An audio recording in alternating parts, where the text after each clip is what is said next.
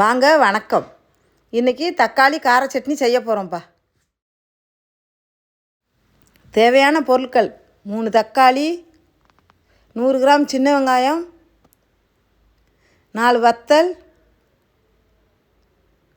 8 வெள்ளைப்பூடு. இந்த பொருள்களெல்லாம் இப்போ எடுத்து வச்சு இட்லி சட்டியில் வச்சு வேக வச்சுக்கிருவோம்ப்பா.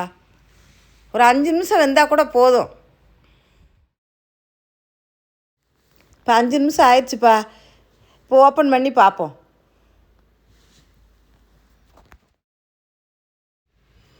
தக்காளி நல்லா வெந்திருக்கணும்ப்பா. இந்த இப்படி தோலை உரிக்கிற மாதிரி வெந்திருக்கணும். இந்த பாருங்க எப்படி தோல் எப்படி உரிய வருதுன்னு.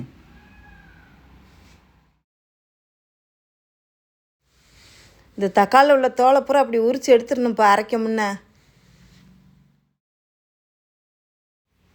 இப்போ வேக வச்ச எல்லா பொருளையும் மிக்ஸி சாரில் சேர்த்து அரைச்சி எடுத்துகிட்டு வந்துடுவோம்ப்பா.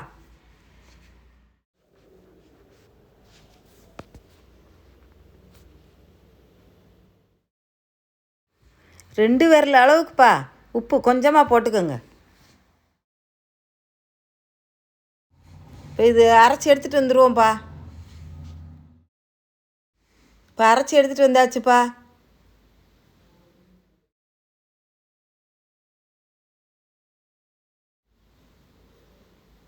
இந்த பக்குவத்துக்கு நம்ம அரைச்சி எடுத்துக்கணும்.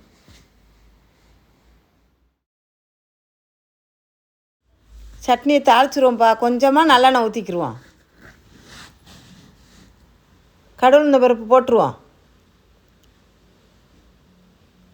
வெடிக்கவும் வெங்காயம், சின்ன வெங்காயம் கொஞ்சம் போட்டு தாளித்தா நல்லாயிருக்கும். கொஞ்சம் கருவேப்பிலை போட்டுருவோம்.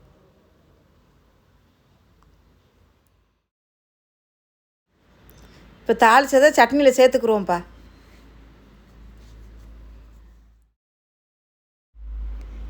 தக்காளி கார சட்னி சம்முன்னு ரெடி ஆயிடுச்சுப்பா.